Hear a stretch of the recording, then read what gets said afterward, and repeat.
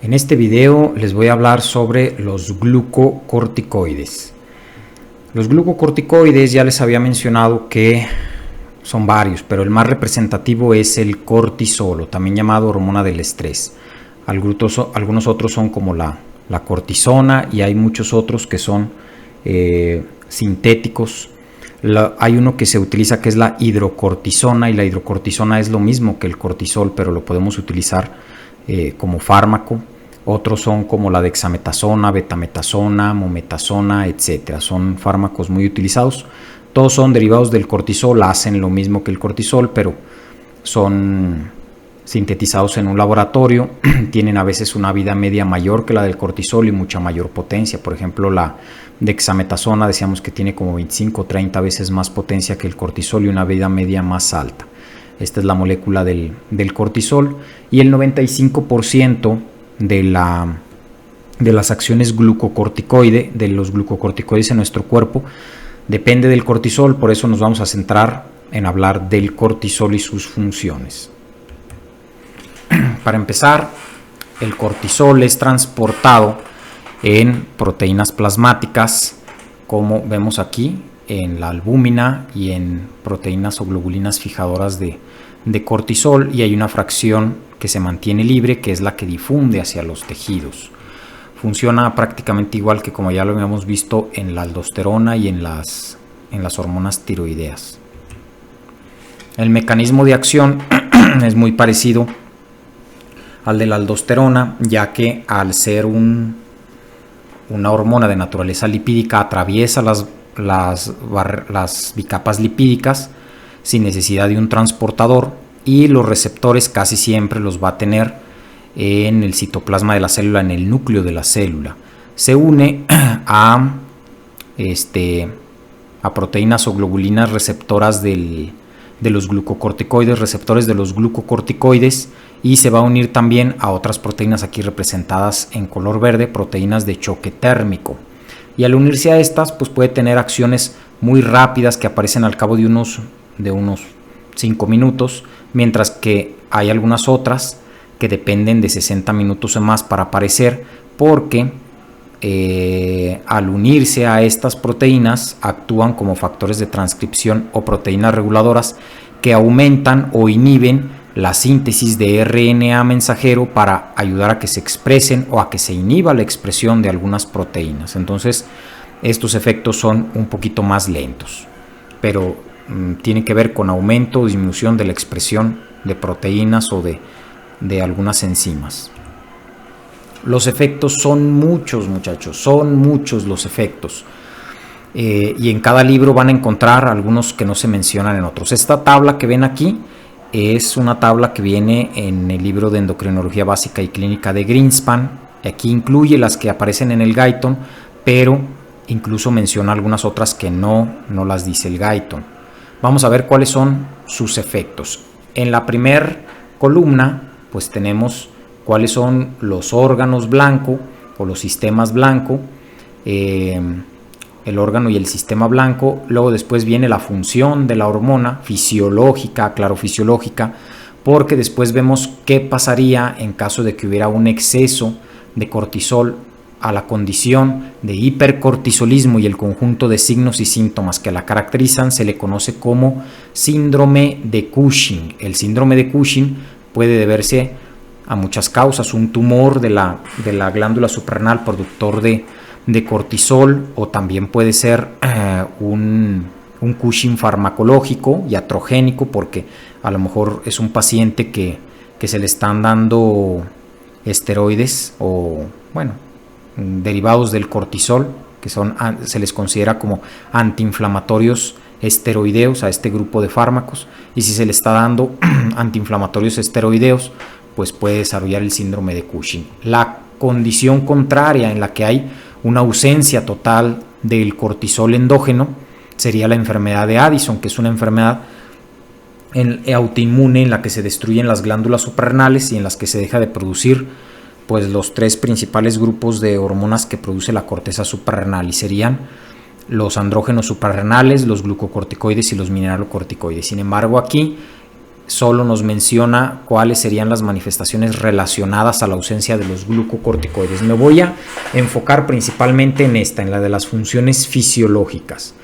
Entonces vamos a hablar de qué le hace al hígado. En el hígado, fíjense bien, aumenta la síntesis de proteínas y aumenta las proteínas circulantes en plasma que son sintetizadas por el hígado. Por ejemplo, las proteínas del complemento, la albúmina, entre otras, aumentan circulando en sangre porque están aumentadas. También en el hígado va a aumentar la expresión de algunas enzimas, no las voy a mencionar, aquí están, no se las voy a preguntar en el examen, pero ahí están.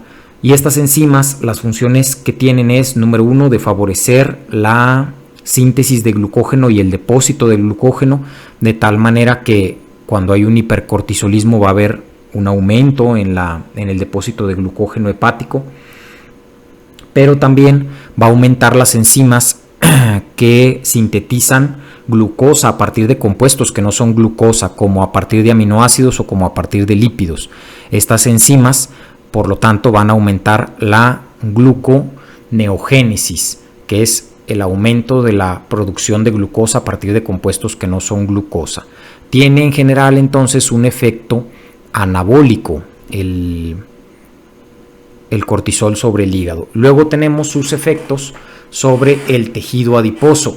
En el tejido adiposo, fíjense bien, por lo regular va a tener un efecto permisivo sobre las señales que vienen de las catecolaminas y la hormona del crecimiento, principalmente a las catecolaminas por el receptor beta 3 adrenérgico.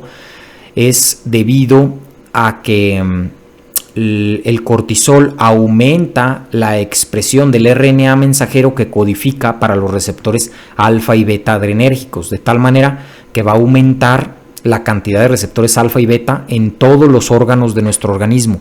Y eso es muy importante, ya que esto hace que pueda actuar de manera adecuada la adrenalina y noradrenalina que son liberadas por el sistema nervioso simpático. Entonces hace que permisivamente el sistema nervioso simpático actúe como debe de actuar en nuestro organismo, y por eso esta hormona es considerada la hormona del estrés, porque hace que actúe bien el simpático. Si no estuviera esta hormona, el efecto es catastrófico y casi nos morimos, o se muere cualquier animal que no tenga el cortisol, debido a que no puede responder a ninguna situación de estrés de manera adecuada. Entonces, una de las acciones es que favorece la degradación de los triglicéridos que están depositados en el tejido adiposo y la movilización de estos hacia el torrente sanguíneo, de tal manera que aumenta la cantidad de ácidos grasos libres en sangre. Esto es una forma de aumentar, más bien de disminuir la cantidad de tejido adiposo, aunque es paradójico, porque disminuye, en general el cortisol es una hormona catabólica, con un efecto catabólico, es decir, que degrada proteínas, degrada lípidos, y esto hace que disminuya la cantidad del depósito de proteínas y de lípidos en los tejidos. Pero es paradójico, porque cuando hay una condición de hipercortisolismo, como en el síndrome de Cushing, se observa que los pacientes tienen un aumento de la adiposidad del tórax y el abdomen, y una disminución de la cantidad de tejido adiposo en las extremidades superiores e inferiores. Esto hace que los pacientes tengan una cara de luna llena y que tengan una jiba, pero no está muy claro por qué la selectividad de que solo se acumule en estos sitios. Se acumula principalmente el tejido adiposo debido a que los pacientes que tienen una condición de hipercortisolismo desarrollan una resistencia a la acción de la insulina en los tejidos, y como consecuencia una hiperglucemia, y esta hiperglucemia aumenta la secreción de insulina, y la insulina, uno de sus tantos efectos, es la de favorecer el depósito de grasa. Entonces, la condición de hiperinsulinemia en el síndrome de Cushing favorece el depósito de grasa en el tronco, pero no se sabe por qué no en las extremidades superiores e inferiores. Luego tenemos el efecto sobre el músculo estriado esquelético. En el músculo estriado esquelético disminuye el transporte de aminoácidos desde el torrente sanguíneo hasta el interior de las células y disminuye la síntesis de proteínas en este sitio y aumenta el catabolismo de las proteínas, de tal manera que hay un efecto neto de disminución de la masa muscular si el efecto del cortisol fuera muy exagerado. Esto no ocurre en condiciones fisiológicas porque el cortisol fluctúa durante el día, aumenta, disminuye, y aunque haya una condición de estrés que haga que se aumente su concentración, esto no se perpetúa por mucho tiempo. Entonces, la disminución de la masa muscular como efecto del cortisol solo lo vamos a ver en condiciones de hipercortisolismo. Luego tenemos sus efectos sobre la glucosa plasmática. Y algo muy importante, aumenta la resistencia a las acciones de la insulina en el músculo, por lo que va a disminuir el transporte de glucosa desde el torrente sanguíneo hacia el músculo. Y esto que les voy a decir es muy importante y quiero que lo recuerden cuando hablemos de insulina, y es que del 100% de la glucosa que consume nuestro organismo, el 80% lo consumen entre el músculo estriado esquelético y el tejido adiposo. A su vez, de ese 80%, el 20% lo consume el tejido adiposo y el otro 80% el músculo estriado esquelético. Por lo tanto, quien consume más glucosa en todo nuestro organismo, de todos los tejidos, es el músculo estriado esquelético. Por lo tanto, si el músculo estriado esquelético deja de consumir glucosa, pues vamos a tener como consecuencia una hiperglucemia. Y también esto se exagera o se exacerba o se hace más notorio debido a que también promueve en el músculo estriado esquelético la gluconeogénesis o gluconeogenia, que es la producción de glucosa a partir de aminoácidos o de lípidos. Eso hace que en la glucosa plasmática pues se aumente su concentración debido a que aumenta la gluconeogénesis y a que disminuye la resistencia, más bien disminuye la acción de la insulina en los tejidos periféricos, lo que trae una resistencia a la insulina. Por lo tanto, el cortisol es una hormona hiperglucemiante, es una hormona que puede generar una condición de diabetes. Entonces, las pacientes que tengan enfermedad de Cushing o síndrome de Cushing presentan una diabetes generada por una hipercortisolemia. Bueno, luego tenemos efectos sobre los riñones. Dice que hay una disminución de la resorción de calcio.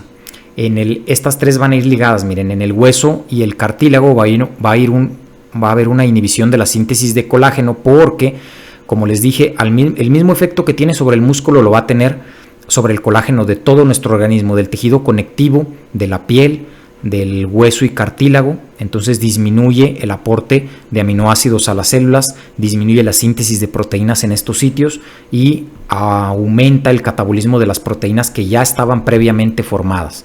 Por lo tanto, va a disminuir el depósito de hueso porque va a disminuir la parte orgánica del hueso, que es la colágena. Ahorita les voy a explicar que también disminuye el depósito, o más bien aumenta la resorción de hueso por otra causa. En el tracto gastrointestinal va a inhibir la absorción de calcio, de magnesio y de fosfato porque antagoniza con las acciones del calcitriol. El calcitriol también es conocido como la vitamina D y un derivado de esta vitamina D es el 1,25 dihidroxicolecalciferol, que aumenta la absorción de calcio. Al aumentar al antagonizar la acción de la vitamina D sobre el tubo digestivo y hacer que se absorba menos calcio y al mismo tiempo aumentar la excreción renal de calcio porque disminuye su resorción, esto va a provocar que se secrete más paratormona. La paratormona va a favorecer la resorción de hueso y con esto va a favorecer la osteoporosis. Por un lado, aumenta la resorción de calcio para que el calcio no disminuya en sangre, ya que se está eliminando más en el hígado y se está absorbiendo menos en el tubo digestivo, y para que no disminuya la concentración de calcio, nuestro organismo produce más paratormona que aumenta la resorción de calcio en el hueso y esto favorece osteoporosis. Las personas que tienen una condición de hipercortisolismo se acompañan de osteoporosis debido a esta razón. Si nos pasamos a otros sistemas como en el hipotálamo y la hipófisis, la acción fisiológica del cortisol sobre el hipotálamo y la hipófisis es que disminuye la producción de opioides endógenos. Ahorita vamos a ver por qué, por una retroalimentación negativa, y vamos a ver cómo algunos de los opioides endógenos están ligados a la síntesis de ACTH. Deprime la capacidad de respuesta de las células gonadotropas, estimula la expresión del gen de la hormona del crecimiento por la hipófisis, e inhibe la secreción de la hormona del crecimiento mediante el hipotálamo. Esto de la GH, hormona del crecimiento, también tiene que ver con su efecto sobre los lípidos, como vemos acá, pero no es muy importante en clínica. Entonces dice que a lo mejor sí hay menstruaciones escasas, pero todos los otros efectos son más, y hay ciclos anovulatorios, pero los otros efectos son más notorios, los que les voy a ir mencionando. En el páncreas dice que inhibe la secreción de insulina al disminuir la eficacia del calcio citoplasmático por el proceso exocitósico, porque como vimos tiene que ver con el metabolismo del calcio, pero por otro lado se va a producir esto en condiciones fisiológicas, pero en condiciones patológicas donde hay un exceso de cortisol, vamos a ver que hay una condición de hiperinsulinemia, porque al disminuir la resistencia de la insulina por parte de los tejidos y aumentar la gluconeogénesis, va a aumentar la glucosa en sangre, y acuérdense que la hiperglucemia favorece la secreción de insulina. Por lo tanto, un paciente en condiciones fisiológicas tal vez sí tenga un efecto leve sobre la secreción de insulina, disminuyéndola, pero en una condición de hipercortisolemia vamos a tener también una condición de hiperinsulinemia, y de ahí que les dijera que esa condición de hiperinsulinemia favorece el depósito de tejido adiposo en el tronco. Y luego tenemos la médula suprarrenal. A nivel de la médula suprarrenal dice que aumenta la expresión de algunas enzimas que favorecen la síntesis de adrenalina, por lo que va a favorecer también la liberación de adrenalina desde la médula suprarrenal hacia el torrente sanguíneo, y como a la vez aumenta la expresión de los receptores alfa y beta adrenérgicos, es por eso que favorece y pone en condiciones óptimas a la acción del sistema nervioso y simpático, y por eso se le conoce como hormona del estrés, entre otras cosas que ahorita vamos a ir viendo. Y luego tenemos, esto también, fíjense, no lo había mencionado, pero favorece la hipertensión, como ahorita vamos a ver por qué. Al estar más activo el sistema nervioso simpático, favorece la hipertensión, además de que ahorita vamos a ver que también favorece la absorción de sodio y de agua, por lo que aumenta el volumen sanguíneo circulante, y también esto puede aumentar la presión arterial. Y por eso los pacientes con síndrome de Cushing tienen hipertensión arterial. En el sistema inmune vemos que en el timo y en los linfocitos causa la involución del timo, y también induce la atrofia del mismo, y de los linfocitos hace que se disminuya su producción y la producción de algunas interleucinas y de citocinas en general por parte de estos linfocitos, y por eso se le considera a esta hormona y sus derivados en exceso inmunosupresores, aunque vamos a ver que a dosis bajas el cortisol y los derivados del cortisol o los fármacos sintéticos que hacen las mismas acciones del cortisol se les considera a dosis bajas como inmunoestimulantes, favorecen la acción a dosis bajas del sistema inmune, pero a dosis altas provocan inmunosupresión. Parte del por qué provocan inmunosupresión, pues vamos a irlo viendo aquí conforme les explico esto. Miren, en los monocitos inhibe la proliferación de monocitos y la presentación de antígenos, entonces ese es un efecto inmunosupresor. La producción disminuida de interleucina 1, interleucina 6 y factor de necrosis tumoral alfa, entre otras citocinas. En los granulocitos, principalmente en los neutrófilos, va a provocar la disminución de la migración de los neutrófilos hacia el sitio de la infección, con lo que disminuyen la inflamación, y por eso se les considera, además de por otros efectos que ahorita les voy a mencionar, como antiinflamatorios, disminuyen la migración de los neutrófilos. También favorecen la migración de estos neutrófilos desde la médula ósea roja hacia el torrente sanguíneo, con lo que aumenta la cantidad de neutrófilos en sangre, por disminuir la diapedesis, es decir, el proceso de migración hacia los tejidos inflamados, y aumentar la producción y liberación hacia el torrente sanguíneo por parte de la médula ósea roja.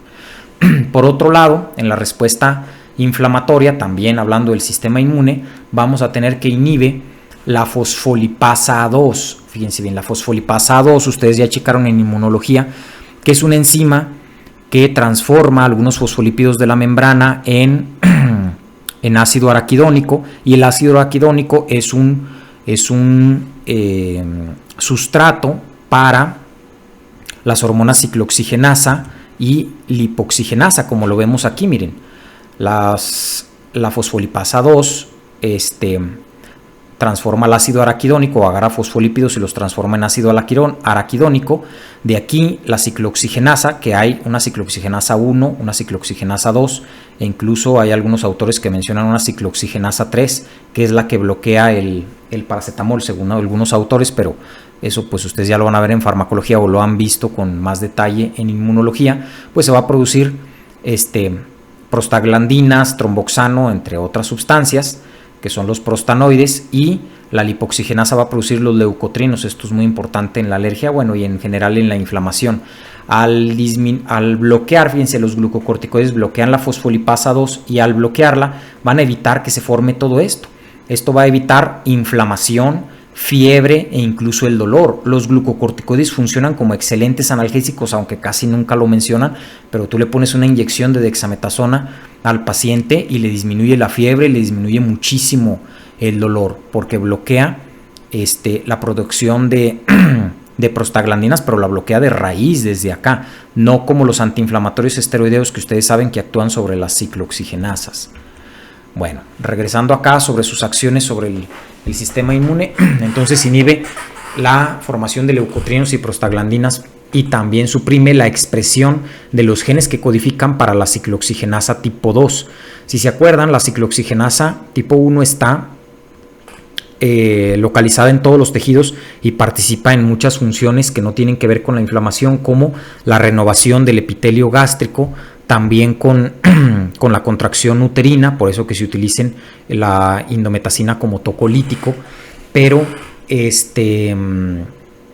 principalmente la ciclooxigenasa tipo 2 se expresa cuando hay inflamación, y por eso el celecoxib, que es un antiinflamatorio esteroideo, se utiliza en pacientes que tienen úlcera gástrica, porque se supone que al bloquear selectivamente el celecoxib, la COX-2, la ciclooxigenasa 2, hace menos daño en el epitelio gástrico y tiene menos efectos colaterales de ese tipo. En los eritrocitos no se ha visto que haya efecto, sin embargo se ve que sí, en exceso tiende a generar algunos cambios, pero son insignificantes clínicamente hablando. En la piel y el tejido conectivo,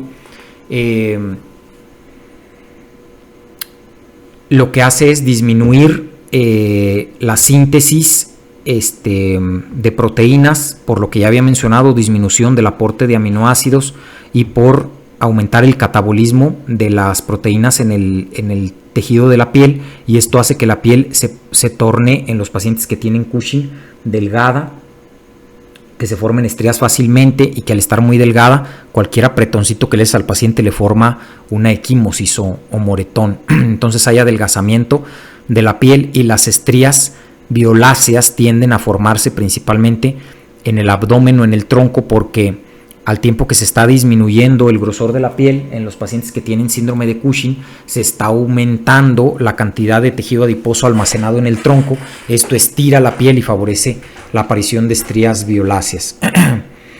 En la glándula mamaria se necesita, porque favorece la lactancia, y por eso en los pacientes con síndrome de Cushing pueden presentar galactorrea o salida de leche por el pezón.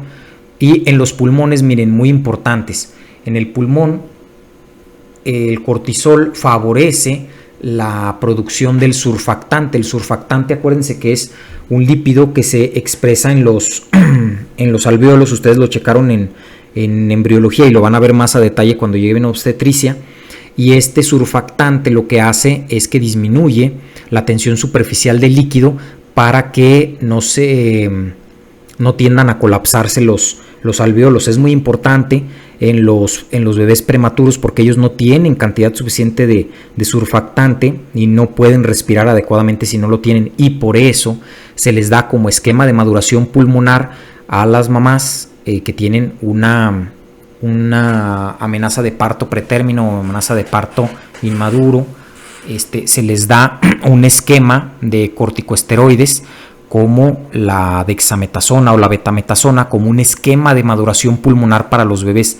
Aunque por ahí encontré algunos artículos, tiene efectos colaterales, y alguno que me llamó la atención es que se asocia el darle a las pacientes un esquema de maduración pulmonar para los bebés con que los niños a futuro tengan trastornos psiquiátricos. Bueno, luego tenemos en el sistema cardiovascular, que aumenta la contractilidad del músculo y también va a aumentar la reactividad de los vasos sanguíneos a responder a las catecolaminas y a la angiotensina 2. Esto se explica por el aumento de la cantidad de receptores alfa y beta adrenérgicos que se expresan en el corazón como consecuencia de la acción del cortisol. Y ustedes también saben, y les expliqué cuando hablábamos del sistema renina-angiotensina, que favorece toda la acción de este eje cuando funciona adecuadamente la acción de la ACTH. Bueno, luego tenemos en el riñón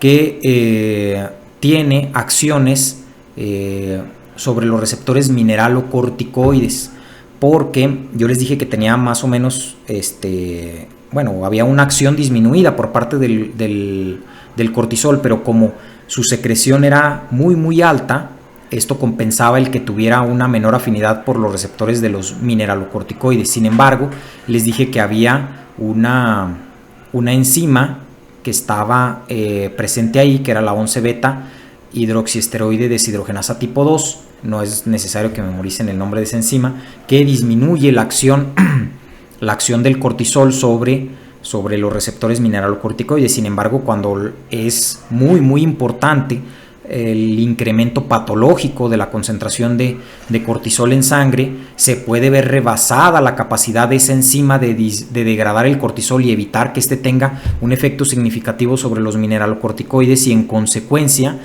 puede tener un efecto mineralocorticoide importante, reteniendo sodio, eliminando potasio y aumentando la cantidad del volumen sanguíneo circulante, lo que también favorece el edema y la formación de la cara de luna llena en estos pacientes, y la aparición de hipertensión, debido a que si aumentamos el volumen sanguíneo circulante aumentamos también la presión arterial, y también por aumentar el volumen sanguíneo circulante podemos aumentar la tasa de filtrado glomerular.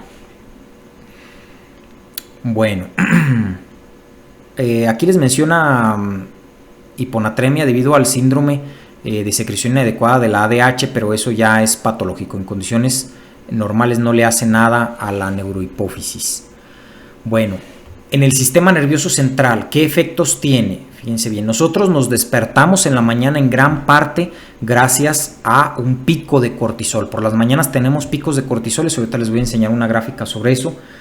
Y tiene efecto sobre nuestro estado de ánimo, mejora nuestro estado de ánimo, y en exceso incluso los pacientes pueden presentar hasta euforia.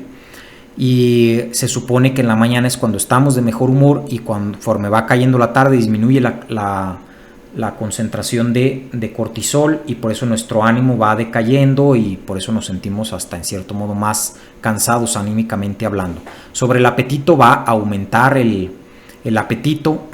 Se supone que en el sueño puede disminuir la cantidad de sueño REM, pero aumenta la cantidad de la fase 2 del sueño no REM. Sin embargo, en general puede causar insomnio, y es por eso que un paciente que ustedes le estén dando un derivado del cortisol como la prednisona, imagínense que tienen un paciente con una enfermedad autoinmune y que le están dando la prednisona como un inmunosupresor, hay que evitar dársela en la noche, porque si se la damos más temprano, si se la damos en la noche, el paciente le va a dar insomnio. Entonces, por lo regular, dársela en la mañana para que siga el ritmo circadiano del cortisol y el pico de cortisol que hay por la mañana y no generarle insomnio al paciente.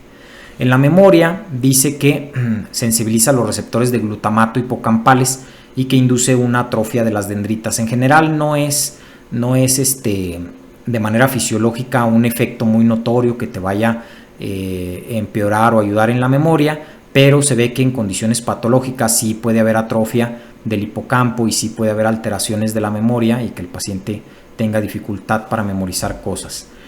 En el ojo, fíjense bien, muy importante porque puede aumentar la presión intraocular en los pacientes con glaucoma de ángulo abierto y también puede favorecer la formación de cataratas. Entonces hay que tener cuidado porque hay pacientes que abusan del uso de corticosteroides en los ojos porque tienen una conjuntivitis crónica o tienen una infección y ellos se los ponen en los ojos porque sienten que les disminuye la comezón o el ardor, y a veces lo usan de manera crónica y les puede traer problemas en el ojo. Entonces cuidado con el uso prolongado de los corticosteroides.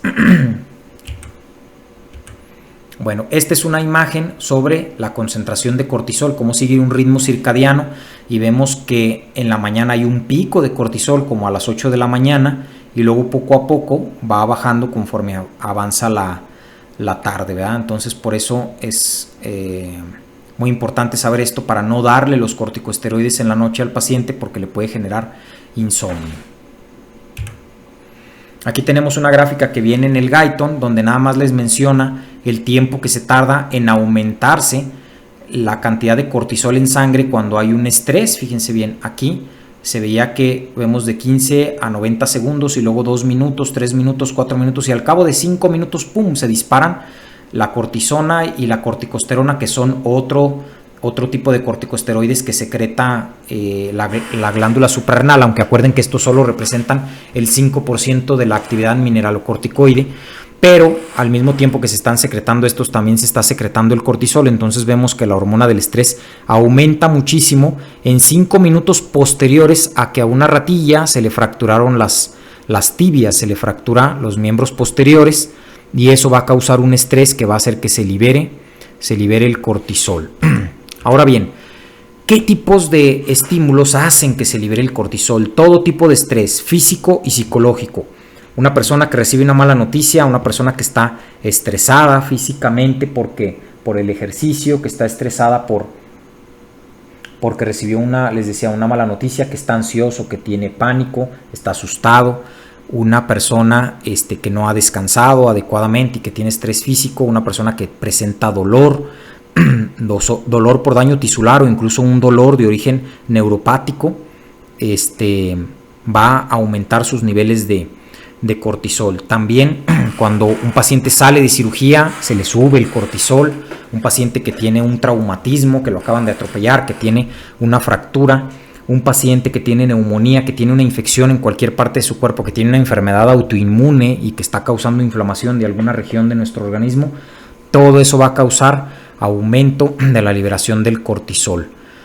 Por ahí vi un experimento en el que se medían las concentraciones de cortisol en los linfocitos en pacientes que tenían trastornos de ansiedad y que se les daba fluoxetina, y se veía que la fluoxetina es un inhibidor selectivo de la recaptura de serotonina que mejora el estado de ánimo, se puede dar en pacientes que tienen algún trastorno que curse con ansiedad o depresión, y mejoran el estado de ánimo tanto como que se les disminuye la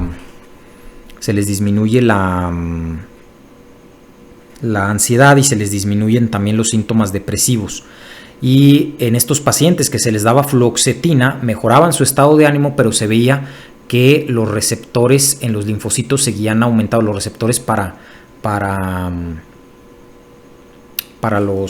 hormona del estrés, para el cortisol, para los glucocorticoides. Entonces, como que los inhibidores selectivos de la recaptura de serotonina en parte ayudan a que mejore un paciente que tiene un estado del ánimo alterado, pero físicamente no hay cambios que lo demuestren, ¿verdad? Porque se sigue activando el eje renina-angiotensina-aldosterona. Entonces, todos estos estímulos que les mencionaba, lo que van a hacer es que van a llegar al hipotálamo. El estrés llega y excita ciertas áreas del hipotálamo, y entonces en el hipotálamo se va a empezar como ustedes saben, el hipotálamo forma parte del sistema de las emociones, está conectado con el sistema de las emociones, y cuando llegue, ya sea ese estrés físico o psicológico, van a aumentar la síntesis y producción de hormona liberadora de corticotropina, que es la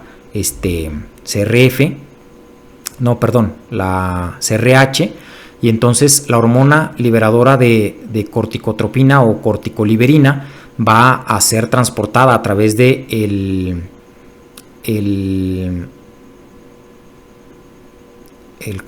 sistema porta hipoficiario, y una vez en el sistema córtico, en la adenohipófisis, por el sistema porta hipoficiario va a llegar a la adenohipófisis, y en la adenohipófisis va a liberar ACTH, y la ACTH va a ir a la corteza suprarrenal y va a aumentar la producción de células, o sea, va a haber una mitosis, va a haber una hiperplasia y también va a haber una hipertrofia, y va a aumentar la síntesis de cortisol.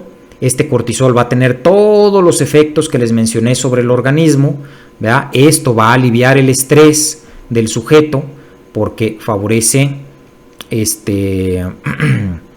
que el sujeto responda mejor ante ese estrés, alivia el estrés, y eso deja de excitar al hipotálamo. Una cosa que se me olvidó decirles es que en condiciones del hipercortisolismo, al haber un efecto catabólico tan significativo en los tejidos, hace que se reduzca el proceso de cicatrización, cicatrizan mal las personas que tienen síndrome de Cushing.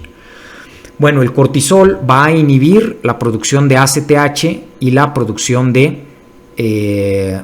factor liberador de corticotropina o hormona liberadora de corticotropina, y eso va a hacer que la ACTH ya no estimule a la corteza suprarrenal, y la corteza suprarrenal pues ya no produzca cortisol, y así es como se regula la formación del cortisol. Sin embargo, cuando hay un estrés que está ahí constante, pues el estrés es tan poderoso que aún el cortisol no hace que se reduzca, ¿verdad? Mientras haya estrés se va a seguir produciendo el cortisol, y este efecto inhibitorio va a ser menos notorio que el estrés que está excitando la producción o la activación del eje hipotálamo hipófisis suprarrenal. Y pues eso es todo por este video.